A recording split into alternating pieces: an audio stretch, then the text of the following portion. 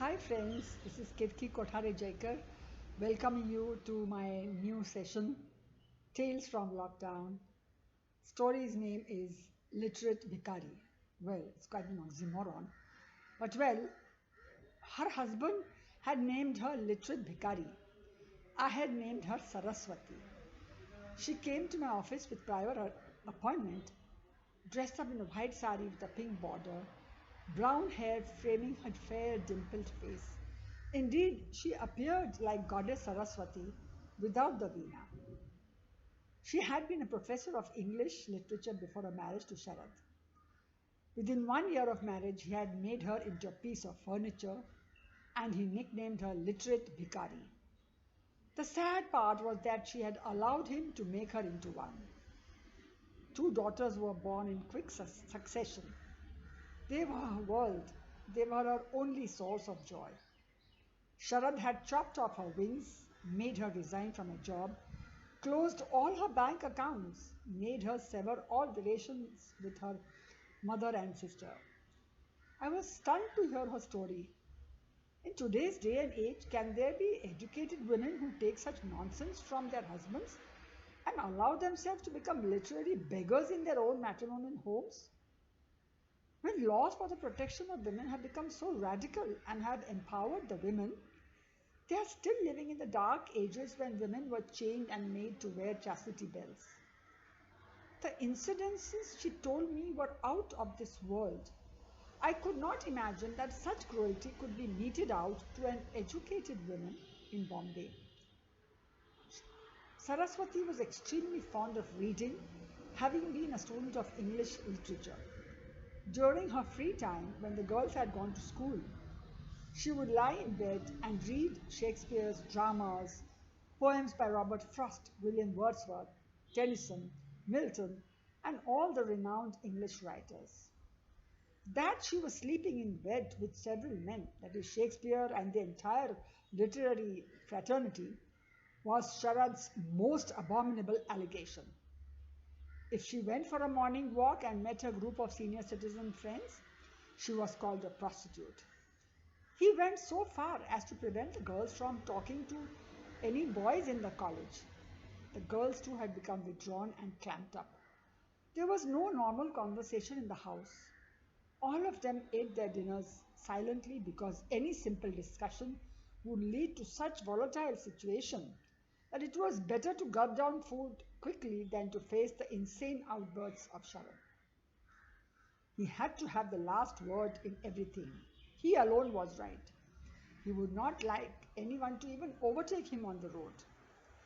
He was extremely unpopular in the neighborhood and nobody would cross swords with him because they did not want to waste their time with this illogical man who allegedly was a gold medalist from the Bombay University. Once there was a young man in their building who once offered to carry her heavy bags since the lift was not working. He was even kind enough to flash a torch on the staircase for her. Just her luck that Sharad had opened the door and saw the young man with the bags and the torch. Oh my God, there was no end to the barrage of disgustingly vulgar allegations in front of the young boy who just dropped the bags and sped away. It was the same man who had parked his cart in front of Sharad's car since he wanted to offload his paralyzed mother, and Sharad had picked up such a violent fight with him that next day Saraswati went down to their house to apologize to him. That young man in fact told Saraswati not to apologize to him because he too had a father who was exactly the same, and in fact very kindly told her to take care of herself or else she would become paralyzed like his mother. From the stories that she poured out, I gathered that Sharad was a paranoid schizophrenic.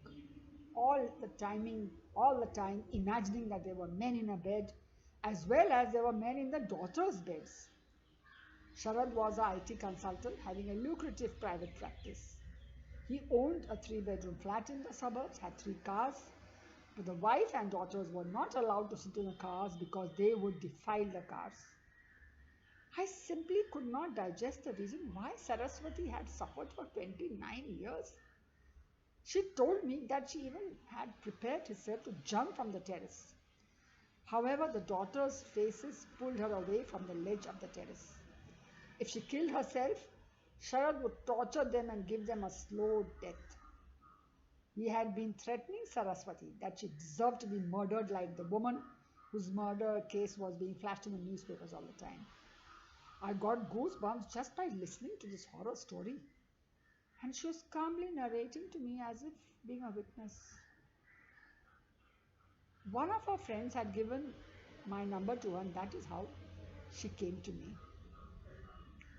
I had to attend a phone call, and hence I excused myself for a few moments.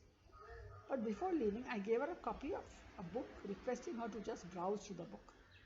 When I returned, I was shocked to see Saraswati weeping profusely. I just did not understand as to what had happened that she was sobbing like a child. She held my hand and thanked me profusely, and she told me that her master Paramhans Yoganand had sent her to me. For the past 1 year, she had been following the Kriya Yoga program of Paramhamsa Yogananda, which had given her courage to stop thinking of suicide, and she had been desperately praying to him to help her. Well, I too thanked my master Paramhans Yoganand for making me an instrument for helping a sister in distress. Saraswati had seen the photo of my master Paramhamsa in my book. Miracles do happen in this age of scams and rapes and bomb blasts. Master had sent me a Guru Bhagini to take care of. Legally, there was nothing I could do for her because she could not even think of going to the family court, because living under the same roof and fighting a divorce litigation was just not possible for her. She was mortally scared that he would surely kill her. She did not have the courage to stand up against him.